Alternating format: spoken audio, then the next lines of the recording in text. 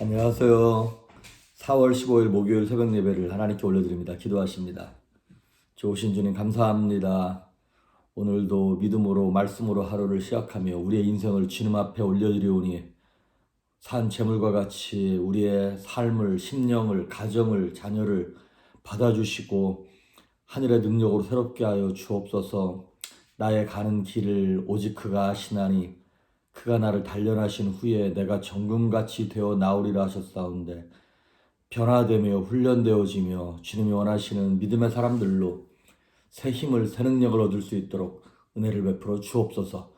말씀 가운데 함께 하시길 소망하며 예수님의 이름으로 기도했습니다. 아멘. 우리 예찬송가 349장, 새찬송가 214장 나 주의 도움 받고자 찬양하십니다. 나 주의 도움 받고자 주 예수님께 빕니다. 그 구원 오라가시사 날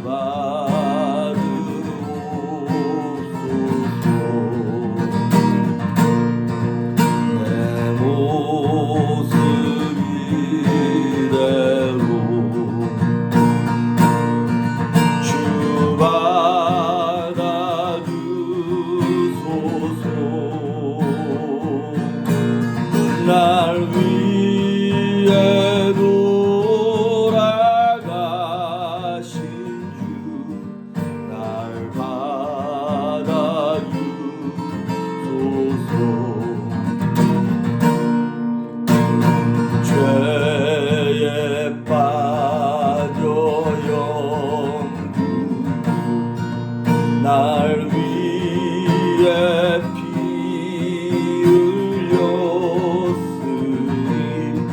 주 형상대로 믿으사 날 받아주소서. 3절 내 힘과 결심 내 힘과 결심이야 하여 늘 깨어지기 쉬우니 주 이름으로 구원해 날 받아주소서.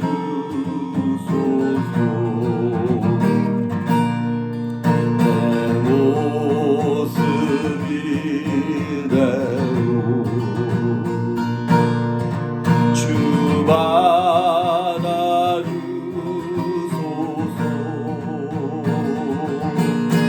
날 위해 돌아가신 주 날 받아주소서.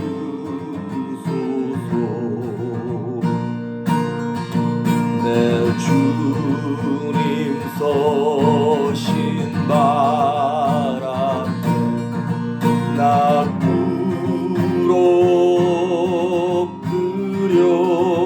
부럽드렸으니 그 크신 역사 이루게 날 받아주소서.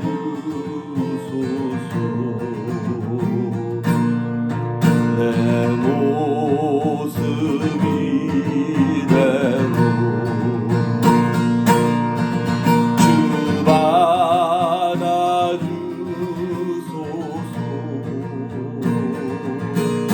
날 위해 돌아가신 주 날 받아주소서.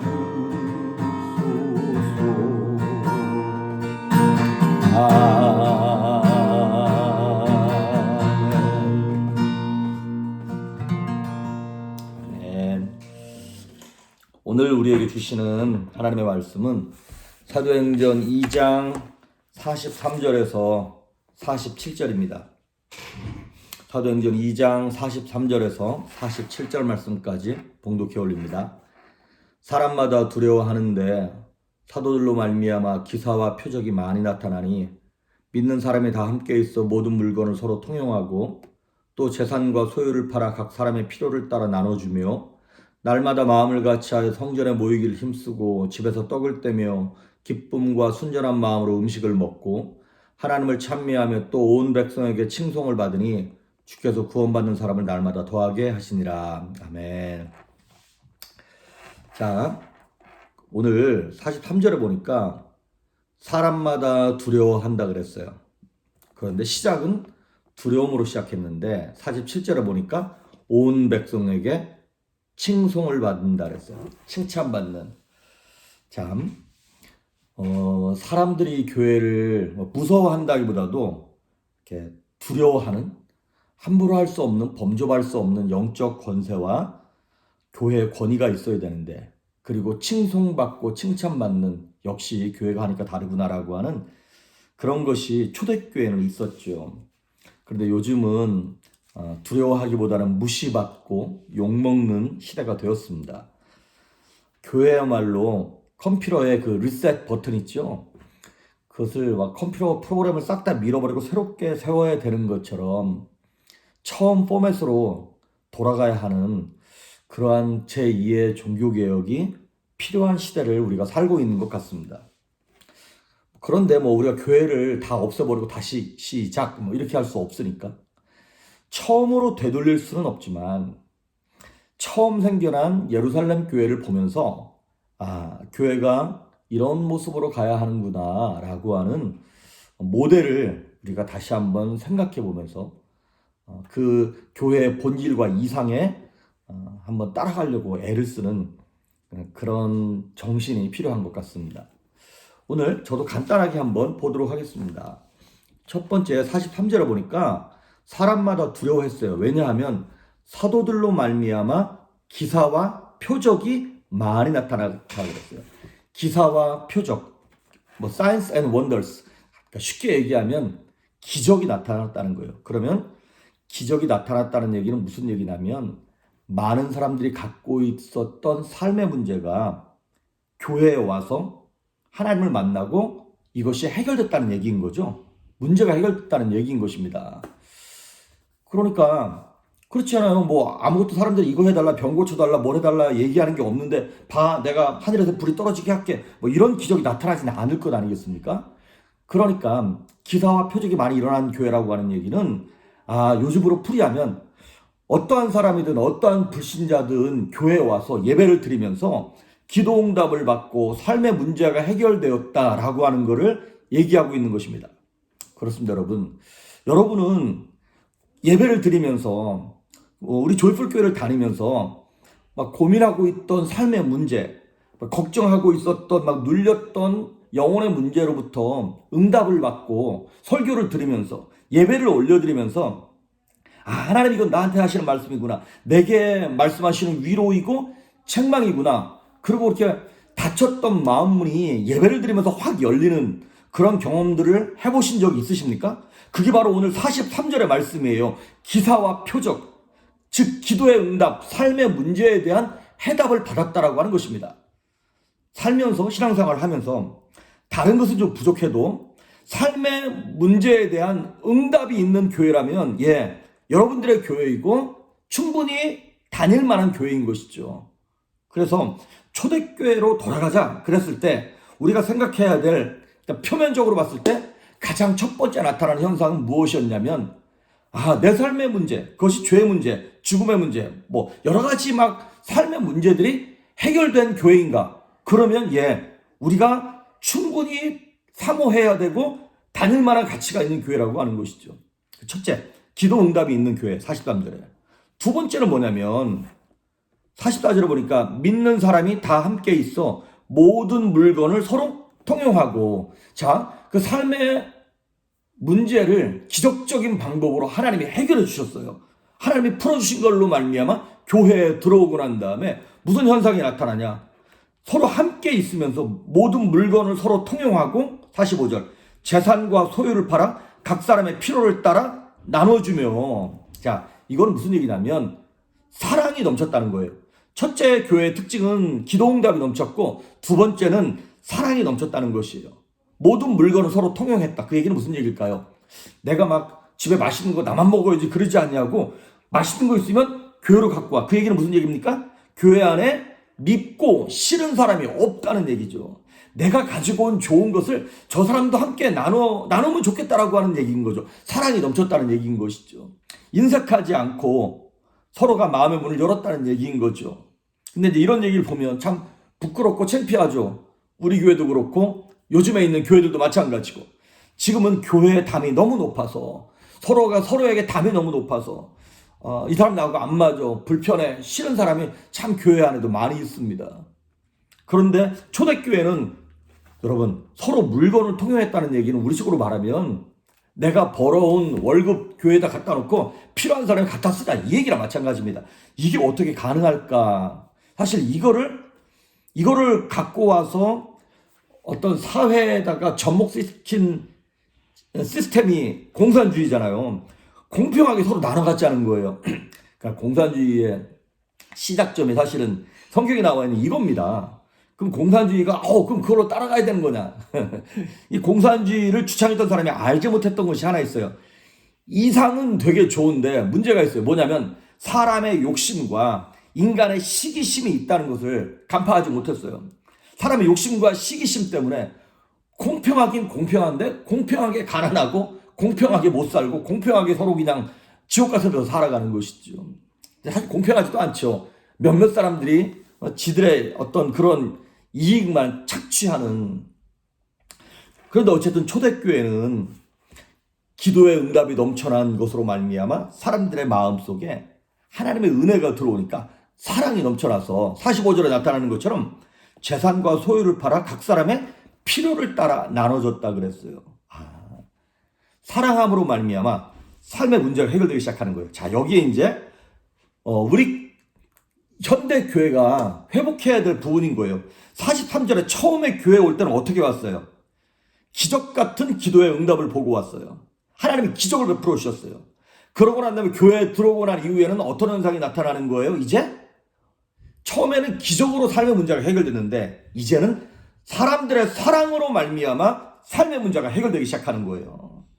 처음에 기적으로 시작해서 끝까지 기적으로 막 가는 게 아니라 이제는 너희가 그 사랑 받았으니까, 너희가 그 은혜를 경험했으니까 너희가 받은 그 사랑으로 다른 사람을 살려봐라고 하나님께서 우리에게 공동체의 사랑을 허락해 주시는 것이죠.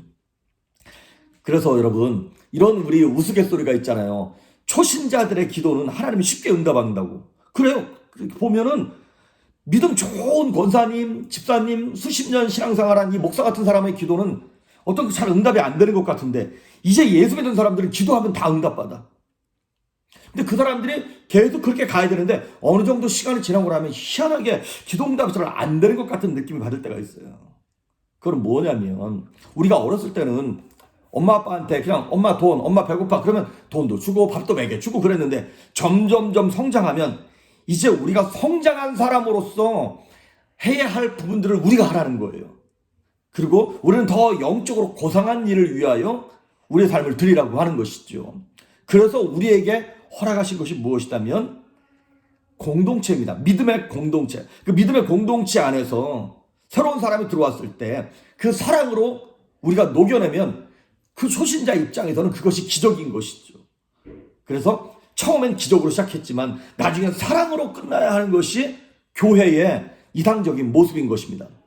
그래서 교회 안에 그렇지 않습니까? 이렇게 막 우리가 장작을 모아놓고 불을 때울 때 보면 막 그렇게 열심히 잘 타던 장작도 따로 떼어놓으면 조금 있으면 그거 꺼져버리는 것처럼. 하지만 젖은 장작도 활활 타오르는데 넣어놓으면 같이 불타오르게 되는 것처럼 이제 우리 교회 안에서 이 교회가 한 공동체가 되고 목장이 어떤 조직들이 서로 하나가 되어서 열심히 모여서 그 새로운 한 사람을 그 초신자를 변화시키는 일에 사랑으로 우리가 각 사람의 필요를 따라 나눠주고 떡을 떼고 하는 그런 모습들을 우리가 사랑으로 보여야 한다는 것입니다. 로마서 12장 5절에 나오는 말씀처럼 이와 같이 우리 많은 사람이 그리스도 안에서 한 몸이 되어 서로 지체가 되었느니라. 옆에 있는 사람이 남이 아니라 예수님의 한 자녀로서 우리 형제 자매로서 우리가 하나가 되었음을 인식해야 할 것이고, 고린도전서 12장 27절에도 보니까 너희는 그리스도의 몸이요 지체의 각 부분이라. 내가 오른손이면 저 사람은 왼손이고 저 사람은 오른발이고 그렇게 되는 것처럼. 그래서 이렇게 날마다 마음을 같이 해서 성전에 모이기를 힘쓰고 집에서 떡을 떼고 기쁨과 순전한 마음으로 음식을 먹고 하나님을 찬양하니까 47절 마지막에 뭐라고 나오냐면 또 온 백성에게 칭송을 받으니 주께서 구원받는 사람을 날마다 더하게 하시니라. 성장을 가능하게 하는 것은 사람의 힘으로 되는 것이 아니라 주께서 그렇게 되도록 허락하시겠다는 거예요. 부흥은 하나님이 허락하시는 거구나. 근데 그 하나님이 허락하실 수 있게끔 우리가 먼저 기적을 경험한 그 기적을 사랑으로 나눠줄 때 토양이 마련되는 것이죠. 그러면 하나님께서 날마다 구원받는 사람을 보내주시는 것이죠.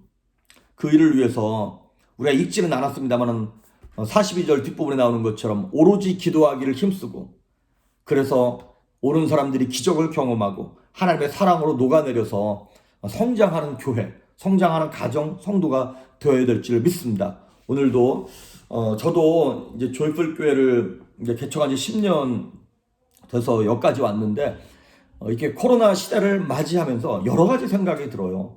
도대체 뭘 해야 될지도 잘 아직은 모르겠고, 저 10년 내내 고민했는데 계속 고민만 하는 것 같아요. 우리 스스로의 모습을 봐도 너무나 부족하고, 저 자신을 보면 정말 도망가고 싶습니다. 요즘 같으면 도망가고 싶어요.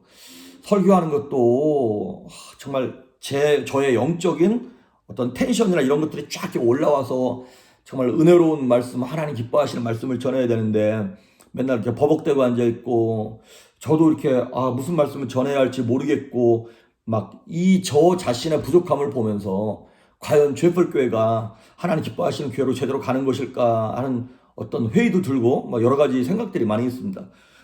그럼에도 불구하고 좀 하나님의 은혜와 우리 성도 여러분들의 중보하는 기도와 또 이렇게 하나님 보내주신 참 귀한 성도들로 말미암아 우리가 여기까지 왔습니다. 부족한 가운데 서로가 서로를 위하며 사랑하며 중보하면서 정말 믿음의 교회, 믿음의 공동체를 이뤄감으로 하나님께서 구원받는 사람을 날마다 더하게 해주시고 온 불신자들과 세상으로부터 두려워할 뿐만 아니라 칭송의 대상이 될 수 있는 우리 조이풀교회가 되고 여러분 성도들이 될 수 있기를 주의 이름으로 축복합니다. 기도하십니다.